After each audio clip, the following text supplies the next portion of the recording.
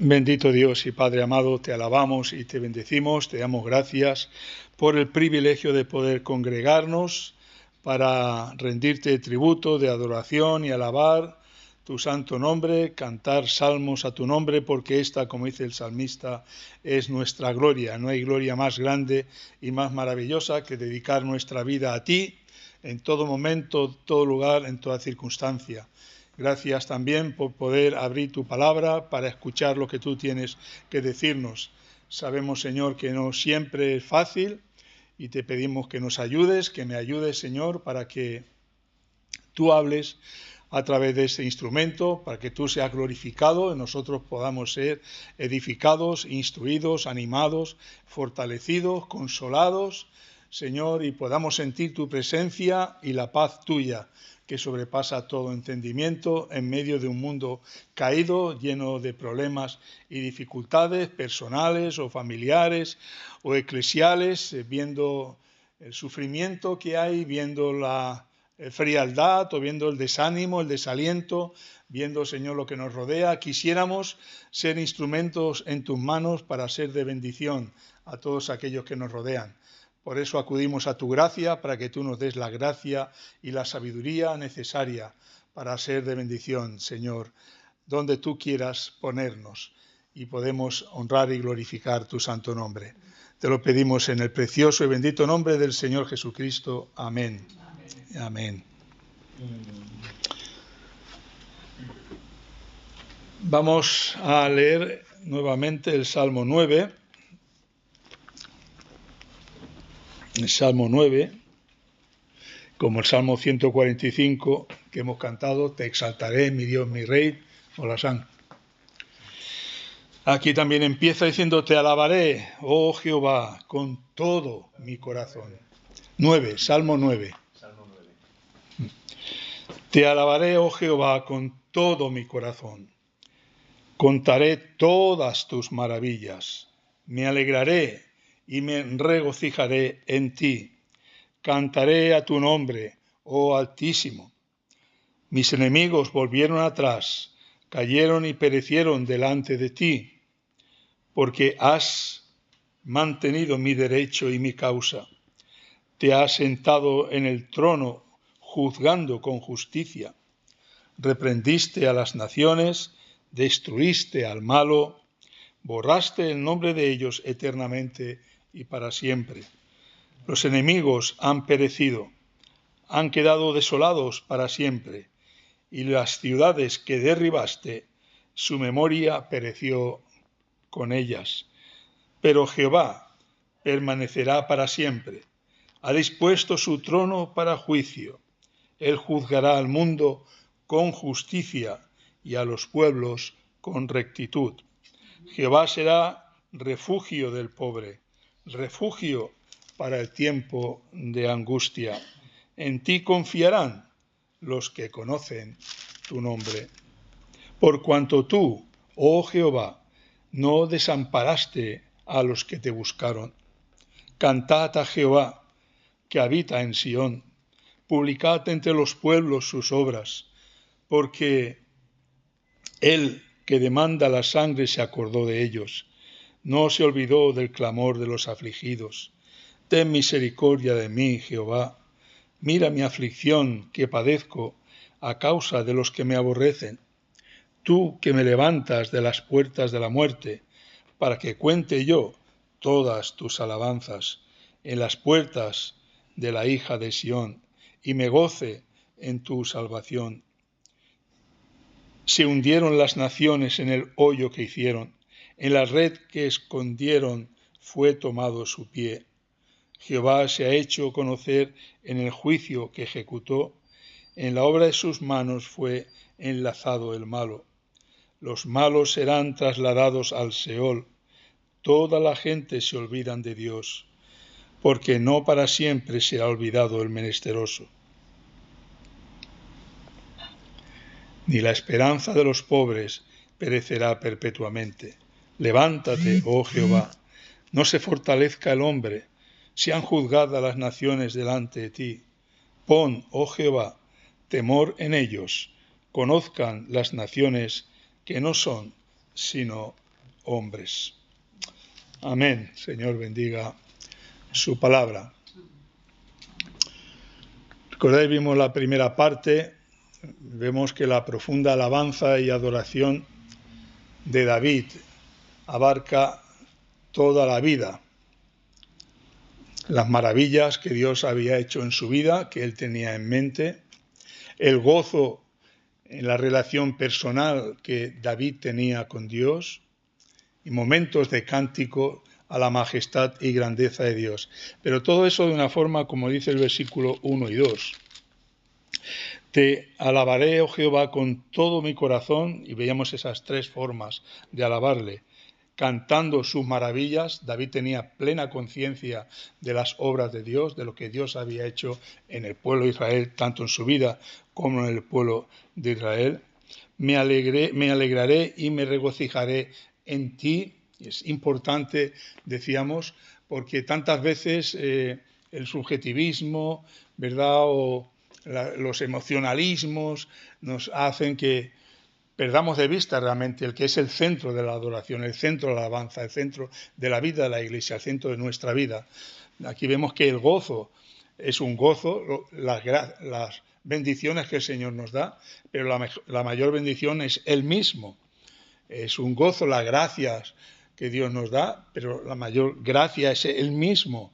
Es Él el que realmente tiene que cautivar toda nuestra atención, toda nuestra adoración, todo nuestro ser. Importante, me alegraré y me regocijaré en ti, en ti. A veces, estando en reuniones, en campamentos, esos momentos que nos reunimos para cantar y cantamos, y son momentos de gran gozo, de gran paz, de gran alegría, los hermanos juntos en alegría, alabando al Señor, y a veces la emoción es tan grande que casi dice, bueno, parece que buscas esto por la emoción, por eso que sientes, esas sensaciones, ¿no? No olvidamos que realmente podemos olvidar que estamos, que el fin de la alabanza, el fin de estar juntos, el fin de la comunión, el fin del amor que tenemos unos para otros, el fin es la gratitud al Señor, que es quien nos da todas. Me alegraré en el Señor. No dice que en los demás no, pero que a veces podemos perder esa perspectiva del Señor para gozarnos más, como dice tanto el pastor Tripp, gozarnos más en la creación que en el Creador. Y eso es tan sutil que podemos no darnos cuenta siquiera, ¿no? Por eso es importante esta reflexión para recordar que es el Señor. Me gozo en ti, Señor. Es un gozo estar junto a los hermanos, es un gozo compartir las bendiciones del Señor, es un gozo compartir la palabra, es un gozo cantar juntos, pero es el Señor el que tiene que estar puesta toda la atención, todo el sentimiento, todo el corazón, alabaré a Jehová con todo mi corazón. Es el Señor, que es además el que produce eso, ¿no? Y al final, pues, cantaré tu nombre, oh Altísimo, cantando también otra forma de adorar y alabar al Señor. Y precisamente esta semana, el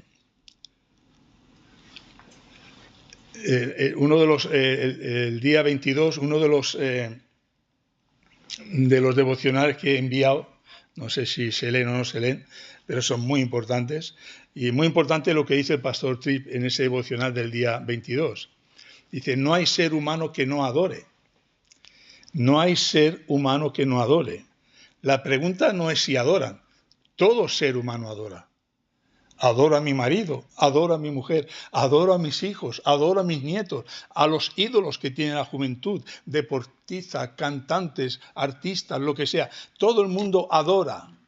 Eso está claro a los que adoran. Pero como dice Tripp, no hay ser humano que no adore. La pregunta no es si adoran, todos adoran. La pregunta es ¿a quién adoran? ¿A quién adoran? Sigue diciendo, la palabra adoración, alabar, adorar a Dios, es mal entendida en gran manera. Dice, tu alabanza no se muestra los domingos por la mañana. Tu alabanza, tu adoración no se muestra el domingo, solo el domingo por la mañana o solo el miércoles. es demostrada por tus palabras, por tu comportamiento durante el resto de la semana, cada segundo de tu vida. Cada acto que hacemos es un acto de adoración, porque ese es el fin principal del hombre, glorificar a Dios. Cada acto que hacemos en la vida, todo lo que hacéis, si coméis o no bebéis, hacedlo todo para la gloria de Dios. Y hacerlo para la gloria de Dios es un acto de adoración a Dios, de reconocimiento de Dios, de reconocimiento de la dignidad de Dios. Y muy importante lo que dice, la Biblia nos describe no solo como personas que adoran, la Biblia nos describe a nosotros, los hijos de Dios, no solo como personas que adoran ocasionalmente, en algún momento, sino como adoradores. La Biblia nos describe como adoradores. Somos adoradores de Dios, somos hijos de Dios para adorarle. Dice, no es solo un aspecto espiritual de nuestras vidas. Adoramos a Dios en algunos momentos, concretamente en actos de culto, en nuestra casa, un culto familiar o cualquier momento. No. No es solo un aspecto espiritual de nuestras vidas, no. Esta adoración es mucho más fundamental. Hemos sido diseñados por Dios para ser adoradores. Hemos sido creados, diseñados para ser adoradores de aquel que nos ha creado para su gloria, porque no hay gloria más grande que la suya. Y eso significa que la adoración es nuestra identidad antes que nuestra actividad. Nosotros no se reconoce que somos adoradores porque ahora estemos adorando o el domingo estemos adorando. La adoración antes es nuestra identidad antes que nuestra actividad. O sea, nuestra identidad, el carnet de identidad nuestro que nos da el Señor, dice, son adoradores. No es una actividad, es una identidad. Es lo que somos realmente, lo que Dios nos ha hecho adoradores. No adoramos el domingo, o hoy, u otro momento. Somos adoradores cada segundo de nuestra existencia. Es nuestra identidad, no es una actividad. ¿Vamos a adorar al Señor? No. No vamos a adorar al Señor. Estamos adorando al Señor. Vivimos adorando al Señor. Existimos para adorar al Señor. Y es vital que entendamos esto, como otras cosas vitales de la fe. Es vital, porque eso orienta, eso da perspectiva a nuestra vida, a lo que hacemos, a lo que pensamos. Como decimos, lo que hacemos, lo que pensamos, lo que proyectamos, lo hacemos para la gloria de Dios, lo hacemos para adorar al Señor. Y qué importante, pues, ese primer versículo y segundo versículo del Salmo 9, cuando nos habla de esa adoración de la que hemos podido ampliar todo esto, y creo que es muy importante tenerlo en cuenta. Lo que se desprende, me doy cuenta cuando meditando, reflexionando en este texto y en los Salmos, ¿no? Lo que se desprende es que hay un verdadero conocimiento de Dios. Dios no es para David, decía la semana pasada, una religión, es una realidad. Me alegraré, me regocijaré en ti. Yo no me regocijo en una religión, no me alegro en una religión. A mí la religión o los medios que Dios nos da para relacionarnos con Él, si no me llevan a relacionarme con Él, no sirven para nada, es más bien, me condenan. Porque algo que Dios me da para una bendición, yo no lo estoy usando para bendición. Como dice el Señor, este pueblo de labios me honra, sí, tiene la palabra, es el pueblo escogido, el pueblo de Israel, pero este pueblo de labios me honra. Está muy orgulloso de ser el pueblo elegido de Dios, pero no conoce a Dios, pero no honra a Dios, pero su corazón está lejos. Como dice, te alabaré con todo mi corazón, este pueblo no adoraba con todo el corazón. Y cuando David habla así, o cualquier siervo de Dios habla así, cuando tú hablas así, cuando hablamos así, es porque estamos manifestando un verdadero conocimiento de Dios. Al Dios que amamos, al Dios que anhelamos, al Dios que queremos honrar, que queremos glorificar, que queremos servir, porque reconocemos que Él es digno y que la vida no tiene otro sentido más elevado que servir, honrar y glorificar a este Dios. Para gloria mía, dice el Señor, los formé, los creé y los hice. Pero es que no hay otro motivo más elevado. ¿Para qué nos iba a hacer? ¿A quién íbamos a honrar? ¿A qué criatura? ¿A qué parte de la creación? ¿A qué otra cosa íbamos a honrar, a glorificar, a dignificar? ¿A qué otra cosa fuera de Dios? No hay nada más alto, más sublime, más excelso, más maravilloso. Es el Dios santo, santo, santo, el Dios infinito, infinito. Hablábamos la otra semana del universo, de esa perspectiva de la creación de Dios, de millones y millones y millones de estrellas, de galaxias, de mundos flotando en el espacio, en la creación de Dios. Ese es nuestro Dios. Pero, y me doy cuenta siempre la tremenda incapacidad para ser conscientes de la bendición y el privilegio que Dios nos ha dado. Poder llamar a ese Dios único, vivo y verdadero, creador de cielos y de tierra, es decir, Padre nuestro que estás en los cielos. Poderle llamar Padre nuestro que estás en los cielos. Y poder luego no tener la fe, la confianza para descansar en Él, para confiar en Él, en el presente, en el futuro, sabiendo que todo está en sus manos. Pueden pasar cosas difíciles, momentos difíciles, tragedias, accidentes, enfermedades, 1000 cosas. Y siempre que pienso en esto, no puedo evitar pensar, ¿pero qué es esto comparado? Tengo una esperanza de vida de 70, 80, 90, 100 años, viven muchos hoy. ¿Qué es esto comparado con lo que han sufrido, lo que están sufriendo hoy día?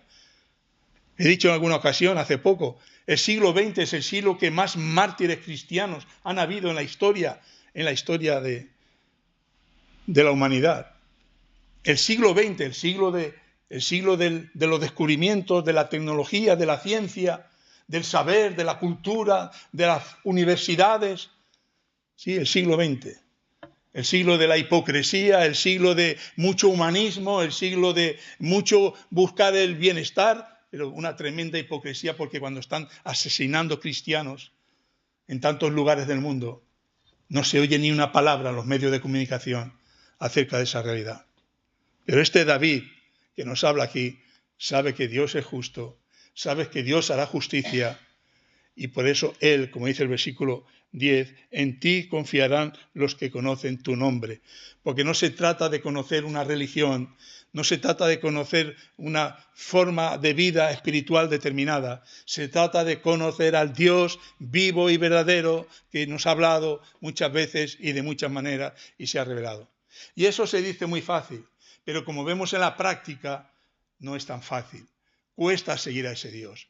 Cuesta andar en ese camino estrecho, esa puerta estrecha, ese camino angosto. Si te lo planteas, si tú coges la palabra de Dios, si tú dices esto es lo que Dios nos dice, lo que dice el Señor Jesucristo, ¿quieres ser mi discípulo hoy? Pues niégate a ti mismo, empezamos por ahí, niégate a ti mismo. ¿Qué eres tú? En potencia, un cristiano, como decía un escrito que envié el otro día, es un hipócrita restaurado, porque es lo que somos, es lo que es el ser humano. Somos tan, tan lejos de lo que Dios pide, ¿no? Y cuando tú quieres serlo, te das cuenta. Bueno, y tenemos el ejemplo y la enseñanza de grandes hombres como el apóstol Pablo. Él quería, pero no puedo. Es honesto, es sincero. Lo que quiero no puedo, lo que quiero hacer no puedo y lo que no quiero eso es lo que hago, porque esa es la realidad. O como dice el Señor, vuestras obras son como trapos de inmundicia, sois hinchazón y podrida llaga. Eso es lo que somos. Y por eso todavía, y eso puede confesarlo a alguien que realmente conoce a Dios y conoce lo que Dios nos dice. Este es el Dios que David adora, el Dios en el que David espera, el Dios en el que David confía. Versículo 3, mis enemigos volvieron atrás, cayeron y perecieron delante de ti. No hay obstáculo, no hay barrera, no hay nada malo que Dios no quiera que haya en nuestras vidas. Nada, nada. Cuando digo nada es nada. Ni un cabello de nuestra cabeza, dice, cae sin su consentimiento. Algo tan superfluo como eso. Pero ni eso sin su consentimiento. Somos como la niña de sus ojos. Es para que realmente podamos decir, como dice el salmista en el Salmo 4, en paz me acostaré y asimismo dormiré, porque solo tú me haces vivir confiado. Es cierto que luego las cosas, tienes la iglesia, tienes hermanos en la fe, ves a veces los desánimos, los desalientos, los endurecimientos, los apartamientos de la iglesia, ves la familia, los problemas, las dificultades, hijos que no creen, hijos que... etcétera, etcétera, etcétera. O sea, la vida es un sufrimiento. No, yo estoy muy bien, no me duele nada, todo está perfecto, tengo una buena casa, pues todo me resbala. No puede haber la paz que esperamos que un día tengamos allí en el cielo, donde sí que ya será todo perfecto, donde ya no habrá más llanto, más dolor, más enfermedad, más muerte, más nada malo, negativo. Pero mientras estemos aquí es un valle de lágrimas. Es un valle de lágrimas. Y precisamente por eso, por el error en creerse, si uno está medianamente bien y tiene tan poca conciencia de la realidad que piensa así, pero aquel que sabe la realidad, que conoce la realidad, que quiere y no puede, que cada día pide a Dios, hazme más santo como tú eres santo, más perfecto como tú eres perfecto, ayúdame a amarte como debes ser amado, ayúdame a amar al prójimo, incluso a mis enemigos. Y esa es la lucha cada día. Puedes descansar en el Señor, porque sabes que Él está por encima de todas las cosas. Los versículos 4 y 5 y 12 a 14 muestran por qué David ofrece la alabanza, por esa liberación para testificar de esa liberación, versículos 13 y 14. Versículos 13 y 14, o versículos 4 y 5. ¿Por qué? Porque has mantenido mi derecho y mi causa. Te has sentado en el trono juzgando con justicia. Espero en un Dios justo. Creo en un Dios justo. Aunque haya gente que me odie, que me persigue, que me crea problemas, creo en un Dios justo. Y en el versículo 13 y 14 dice, ten misericordia de mí, Jehová. Mira mi aflicción que padezco a causa de los que me aborrecen. Tú que me levantas de las puertas de la muerte, para que cuente yo todas tus alabanzas en las puertas de la hija de Sión y me goce en tu salvación. ¿Me levantas para qué? Para que manifieste al mundo que hay un Dios misericordioso, que no merezco nada, que yo no merezco que Dios me mire, que Dios me bendiga, que Dios me ayude, pero a pesar de que no me lo merezco, como dice David en el Salmo 103, Dios me colma de bendiciones. ¿Para qué? Para que testifiquemos.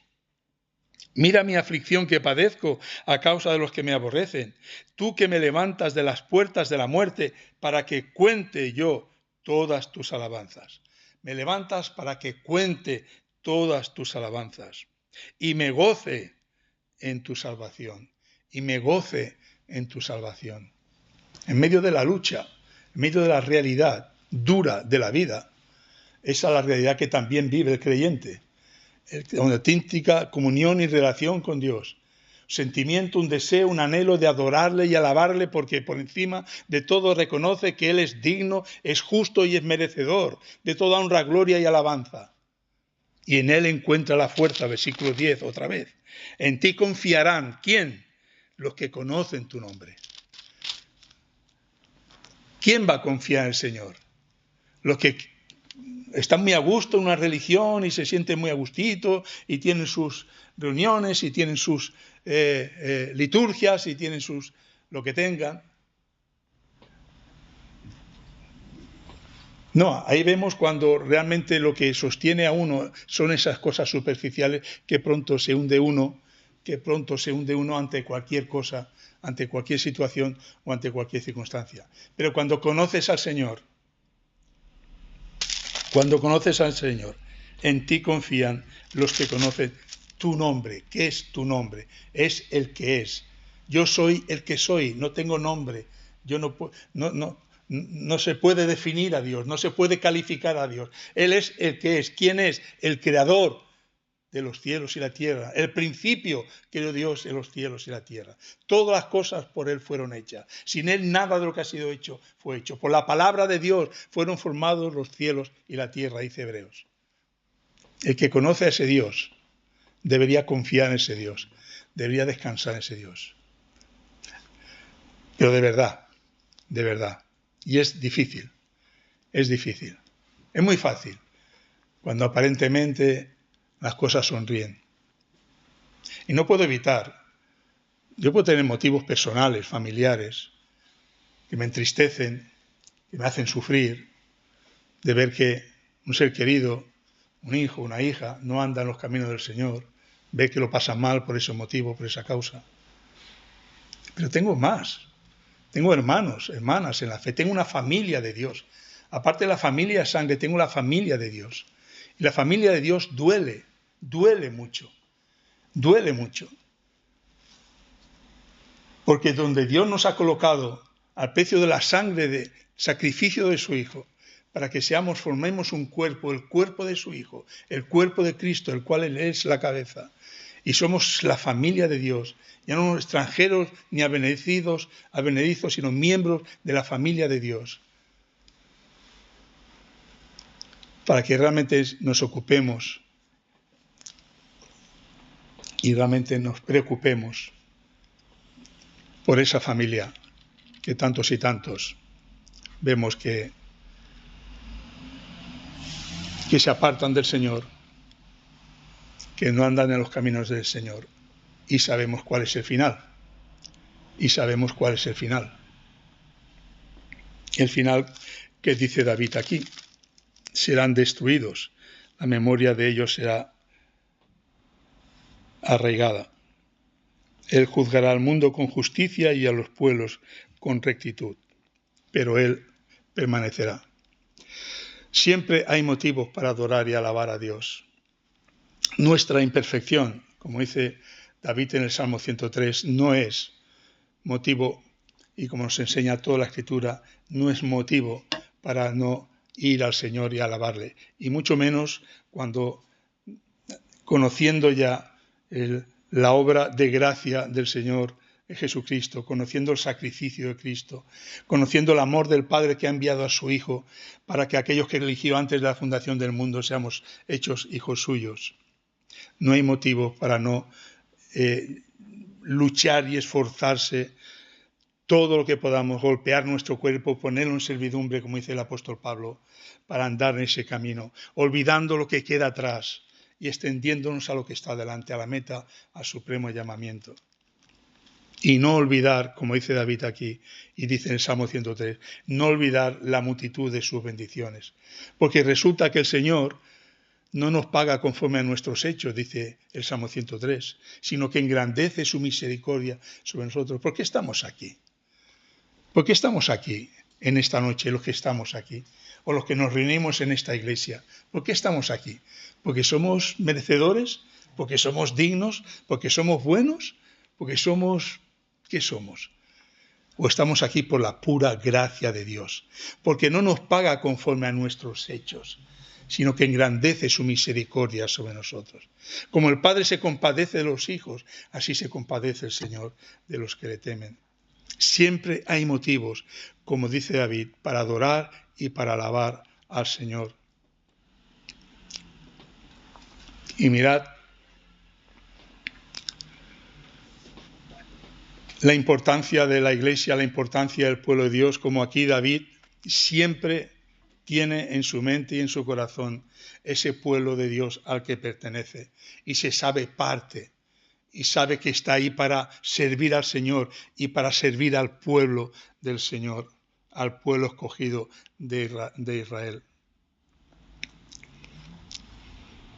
David sabe que los actos de liberación, de salvación de parte de Dios, muestran claramente esa soberanía, ese soberano gobierno universal de Dios, como dice versículo 7.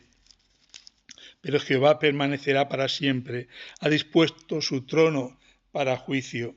Él juzgará al mundo con justicia y a los pueblos con rectitud. Jehová será refugio del pobre, refugio para el tiempo de angustia. Versículo 16 al 18.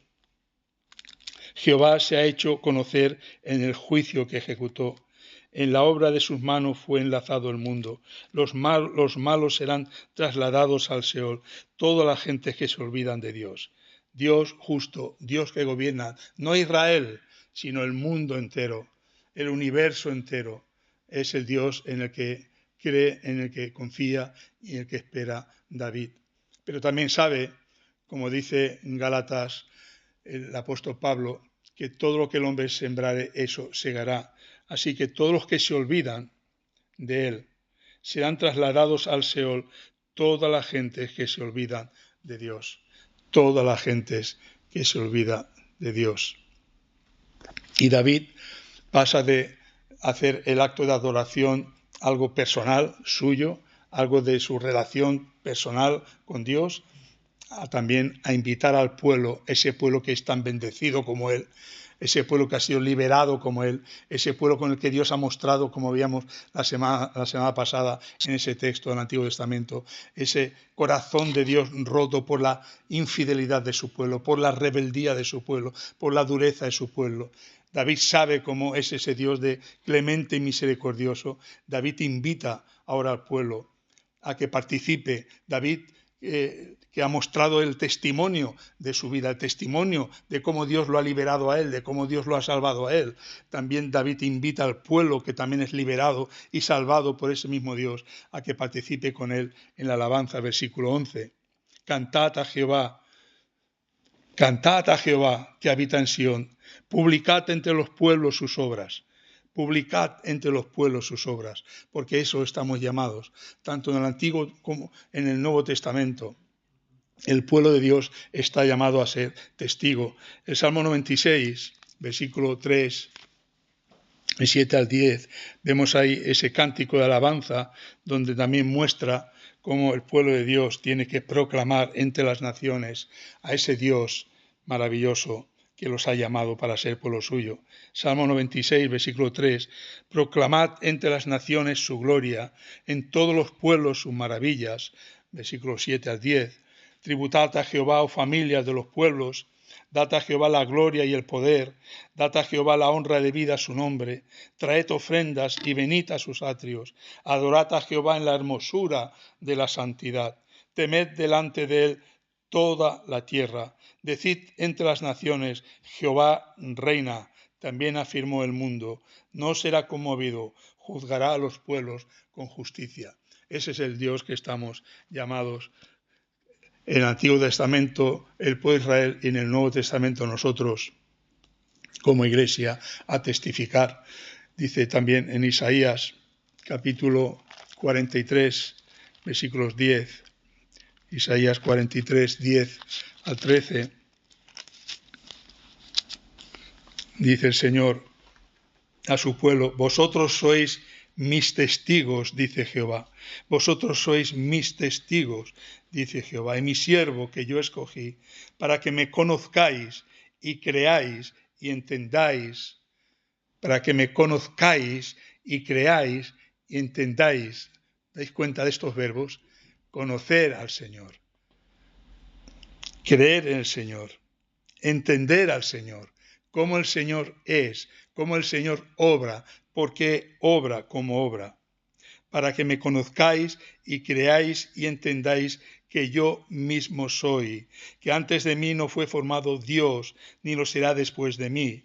Yo Jehová, y fuera de mí no hay quien salve. Yo anuncié y salvé e hice oír, y no hubo entre vosotros Dios ajeno. Vosotros pues sois mis testigos, dice Jehová, que yo soy Dios. Hermanos, puede haber mayor bendición en esta vida en este mundo caído, en este mundo sin Dios y sin esperanza, que ese único Dios vivo y verdadero nos diga, tú eres mi testigo. ¿Y qué vas a testificar? Cómo Dios ha tenido gracia y misericordia de mí. Cómo Dios me ha dado vida cuando estaba muerto en delitos y pecados. Cómo Dios me da una esperanza de una vida eterna por medio de su Hijo. Cuando ya seré glorificado y le veré y seré como Él y nunca más ya volveré a caer en pecado, nunca más volveré a ofender a Dios ni a ofender a nadie.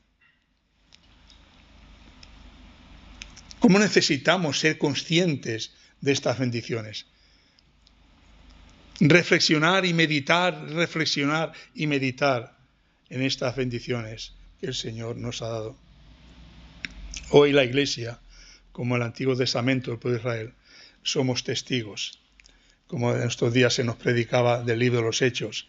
Pero recibiréis poder, porque Dios no nos ha dejado solos.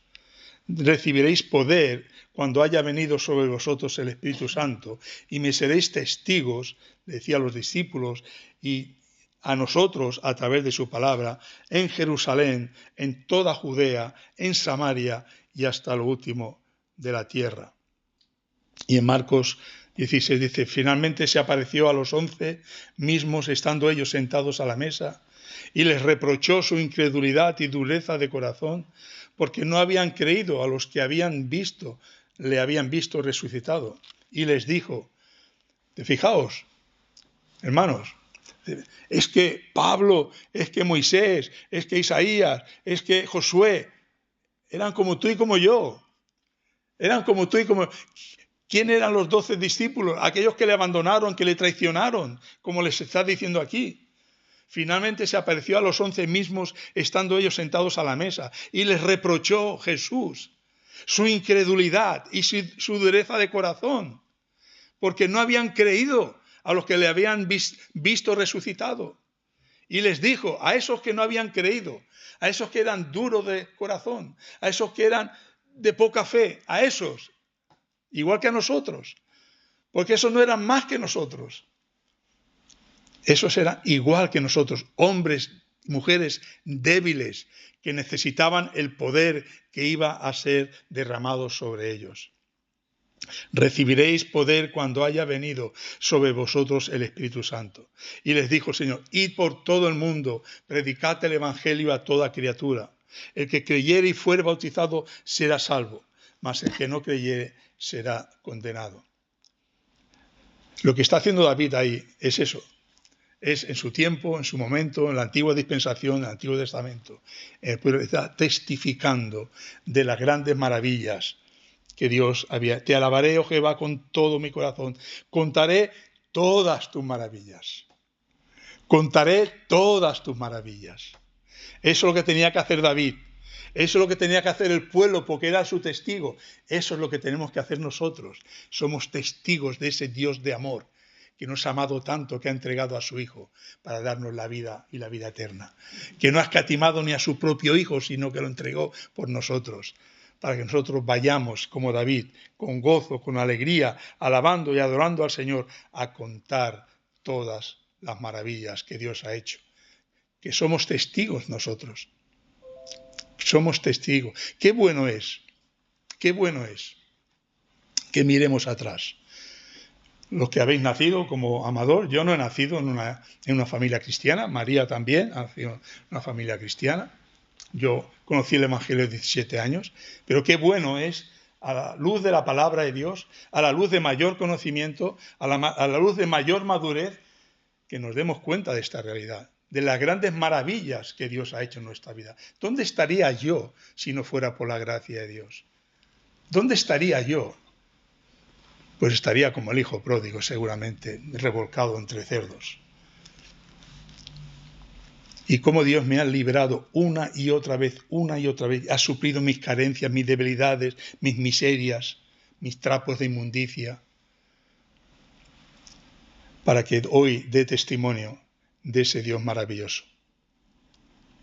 Y no es fácil, porque tienes que pararte y meditar y reflexionar.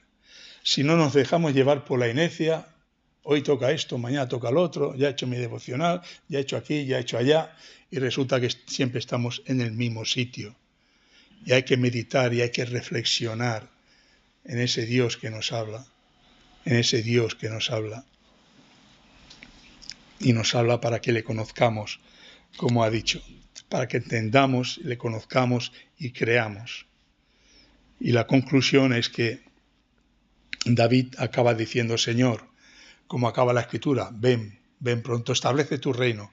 Versículo 19 y 20. Levántate, Señor, levántate ya, establece tu reino, acaba con todo lo malo y ya reine la justicia y la verdad para siempre. Pero ese no era el plan de Dios, pero es el deseo de los creyentes. Ese es el deseo de los creyentes. Eso es lo que termina diciendo Apocalipsis 22 al final. Ven, Señor Jesús, ven pronto. Eso es lo que dice Pablo, porque eso es lo más maravilloso. Ese es el deseo y la petición de todo cristiano que ama la venida del Señor Jesucristo. Como Pablo, que sabe que estar con Cristo es muchísimo mejor. Dice Pablo a los filipenses: porque para mí el vivir es Cristo y el morir es ganancia, teniendo deseo de partir y estar con Cristo, lo cual es muchísimo mejor. Humanamente podemos entenderlo, ¿no? Lo que llegó a pasar, sufrir, padecer Pablo. Pero, como se nos decía, no recuerdo si este domingo pasado, Bernard o el otro, Isaac, estando lo más adentro de la prisión, de la mazmorra aquella fría, cantaban y alababan al Señor, estando en la cárcel con aquellos cepos cogidos, cantaban y alababan al Señor. Yo digo: Señor, dame esa fe, dame ese espíritu, que nada en esta vida me pueda desmoralizar, me pueda desanimar, me pueda desalentar, me pueda entristecer, porque ellos cantaban con gozo y con alegría, y fueron azotados y encarcelados y cogidos con aquellos cepos, pero cantaban con gozo y alegría al Señor. Yo quiero esa fe, Señor, quiero esa fe, quiero vivir esa fe.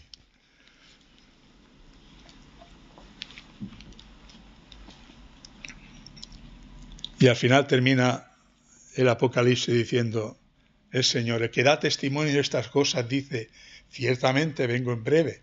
Pero para el Señor un día es como 1000 años, y 1000 años como un día. Así que la brevedad del Señor, ¿sabes para qué es? Y la paciencia del Señor, ¿sabes para qué es? Para que tú y yo estemos aquí hoy y podamos ser salvos.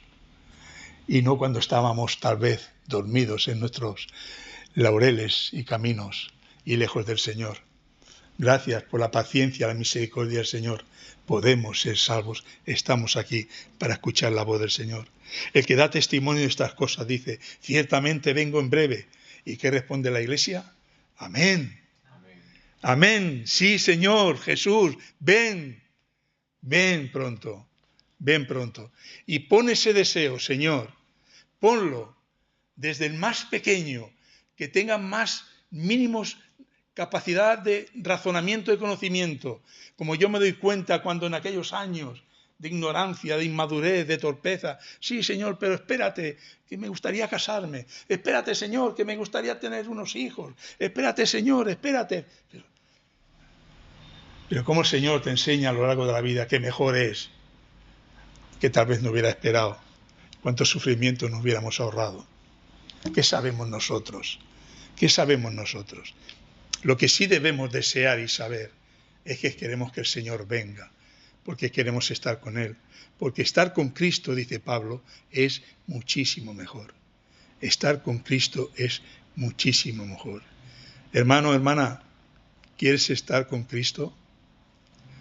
¿Quieres partir y estar con Cristo? Es que mis hijos, mis nietos, ¿quieres partir y estar con Cristo?